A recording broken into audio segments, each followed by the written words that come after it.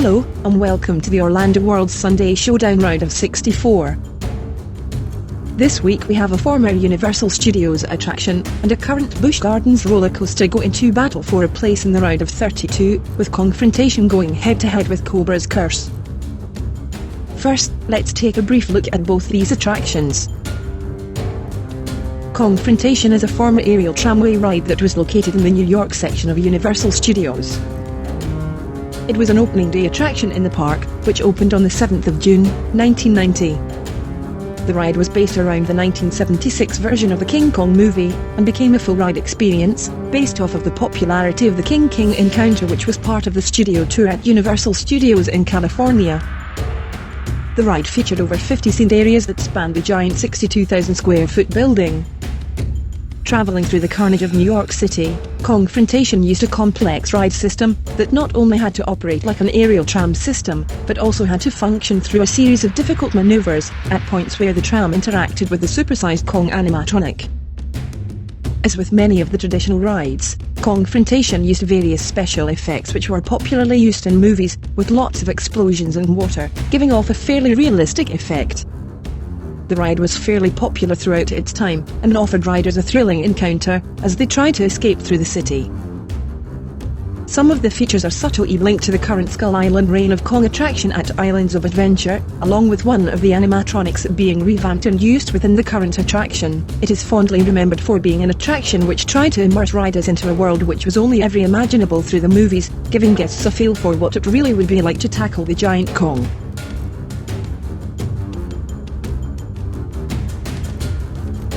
In a completely different type of attraction, Cobra's Curse is a steel spinning roller coaster attraction at Busch Gardens, and is located in the Egypt area of the park.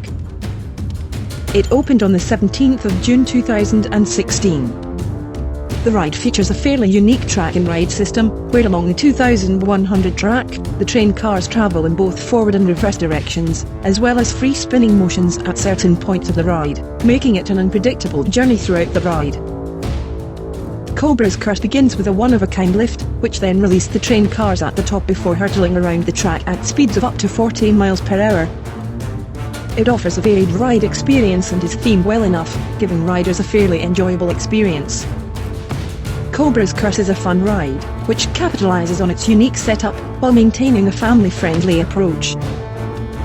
So now, let's head into this week's series of 5 rounds, to determine which of these 2 attractions will take their place in the round of 32. Let's get straight into the first round.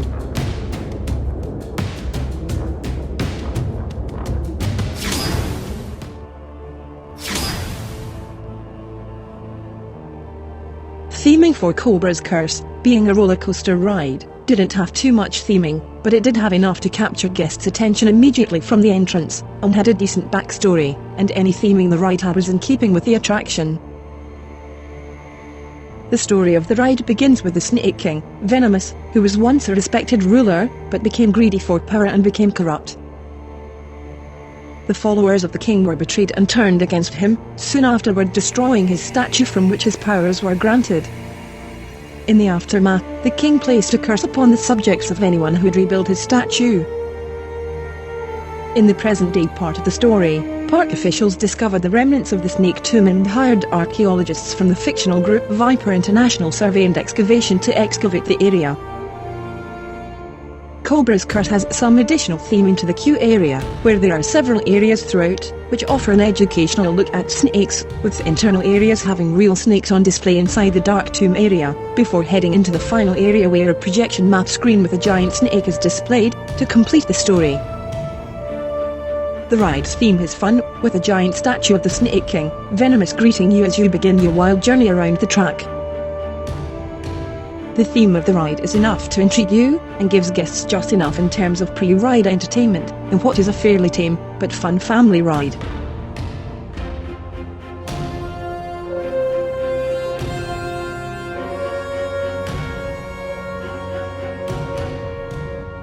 Kongfrontation was a classic theme park attraction, where theme and storyline were at the forefront.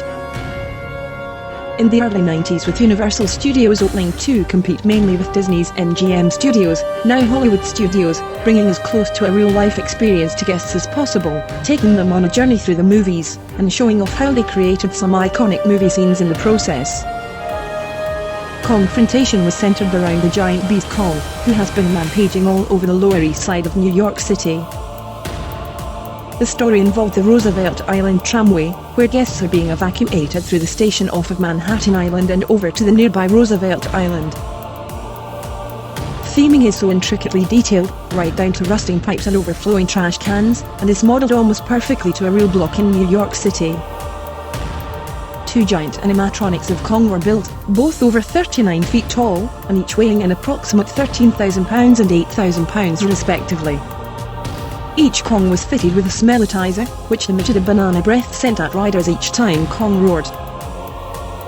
The tram system was quite complex, and required a lot of work in order for it to be fully functional and to be able to interact remotely with the scenes, in a hands-on battle with Kong. In terms of overall theming, the effects in some ways may now appear a bit outdated, however for the time the ride existed, they were more than enough to inject a lot of suspense building up to the ultimate face-to-face with Kong. Kongfrontation captured the essence of what Universal set out to achieve with its park, bringing larger-than-life characters and interactive worlds from the movies to park guests. But in round 1, for theming, the first point of the contest goes to the former Universal Studios attraction, which for an early 90s attraction, was able to replicate a small portion of New York City, and offer guests a fairly intense experience by being such a highly themed attraction. Let's head on now, and get straight into the second round.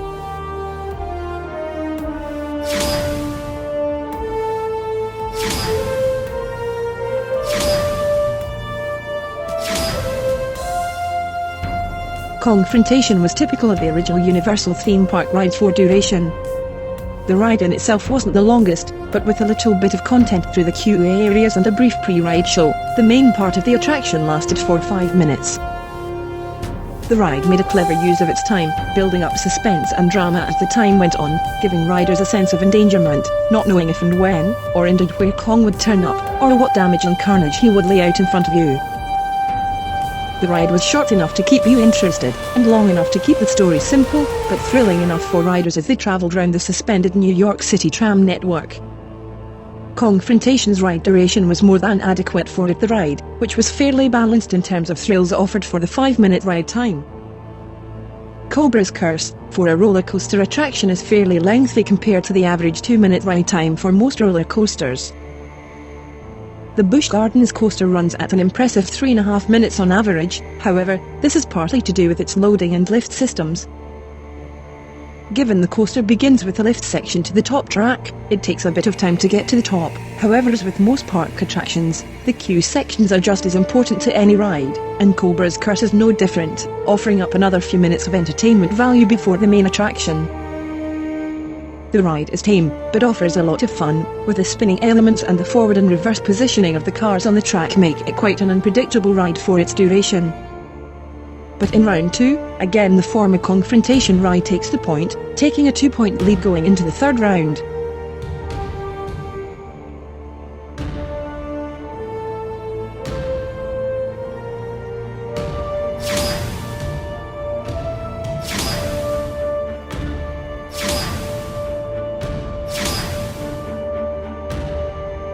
Kongfrontation was housed in the giant building, which was a replica of Pennsylvania Station in New York City. The ride and its theme were built within the 60-foot building, with the trams scaling most of this height at points of the ride. The trams are estimated to have been suspended approximately 45 feet in the air, but interacted with elements which were almost 60 feet high.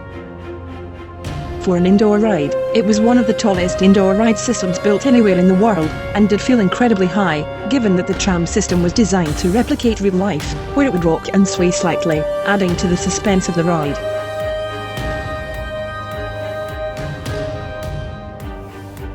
Cobra's Curse is fairly grounded as a coaster, only reaching a maximum height of 70 feet, which isn't the highest, but for a family-friendly coaster it is very similar in height to Hagrid's Magical Creatures Motorbike Adventure and Big Thunder Mountain Railroad. The coaster is tall enough to give families a decent thrill, without the added fear factor of the much larger roller coasters. Cobra's curse used the height well, by adding the unique free spinning. Each time the train cars rotated, it was at random, so depending on the rotation of the car, the rider's thrill would be different. So in round 3, the Busch Gardens ride takes a point, bringing the score back to 2 points to 1. Let's move on now to round 4.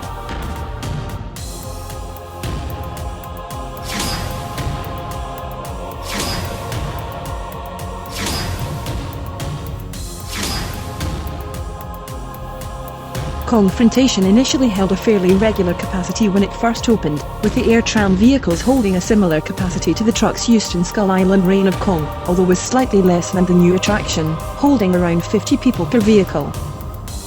Each row is capable of seating around 6 riders per row, with 9 rows per tram, bringing an average yearly capacity of 1,850 riders. Kongfrontation's popularity dwindled over the years, due to regular mechanical failures, which led to the ride needing constant repairs and downtime to reset, which meant in its later years its capacity was very rarely met, and the ride only opened during peak seasons.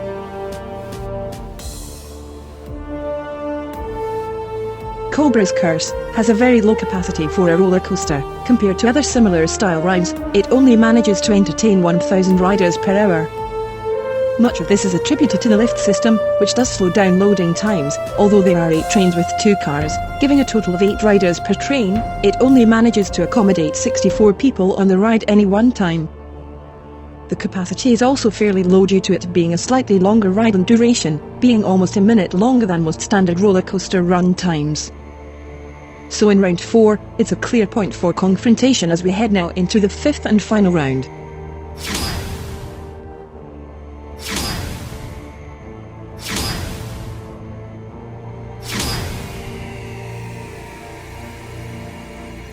For thrill factor, Kongfrontation provided a slightly different experience to other theme park rides.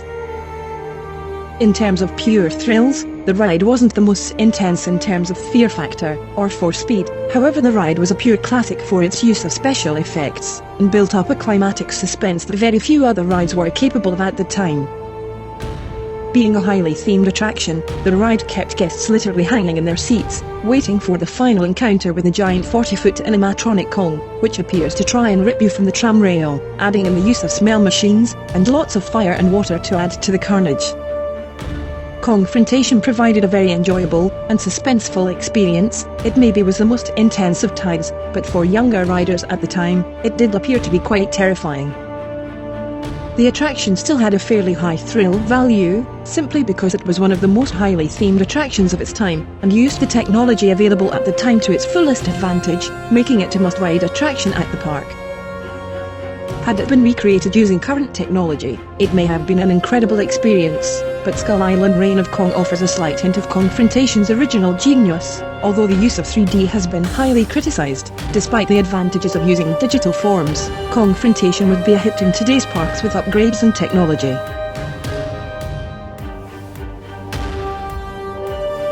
Cobra's Curse in itself is a fairly tame ride. It does offer a lot of fun, with its unique use of ride technology, with its spinning elements. It's not the fastest of a ride, but it's extremely fun, and as the spinning segments are purely free-formed, taking bends and bumps of the track into account, it makes the rotations purely random, and making it a more unexpected ride each time you ride it. The ride does have a nice balance with its theming, and offers just enough to make it a very pleasant experience. It's a hit with family groups in particular, as it isn't very intense, but it offers a decent amount of thrill for even younger riders, without adding a real fear factor. So in terms of thrill factor, in this round, Kongfrontation just takes the point, for just being a slightly better attraction overall. Having a story based throughout the entire ride, just makes it more appealing, and encountering a 40-foot giant beast in Kong, is just a bit more thrilling.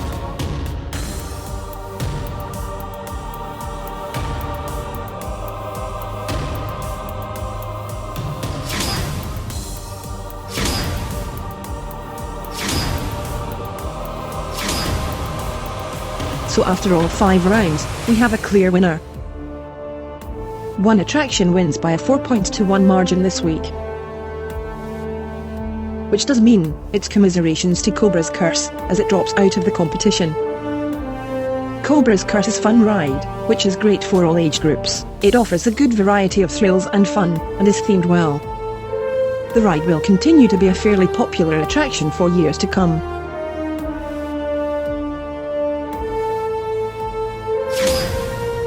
Kongfrontation advances to the next round. Join us for next week's exciting contest between Rock and Roller Coaster starring Aerosmith and Harry Potter and the Escape from Gringotts. See you next week. We hope you enjoy this video. Please support us by subscribing to our channel. Have you seen our photo flashback series featuring this week's attractions? You can check the links in the description below. You can find us on social media platforms. Find us on Facebook and Twitter at Orlando Worlds, and on Instagram at the Orlando Worlds. Thanks for watching.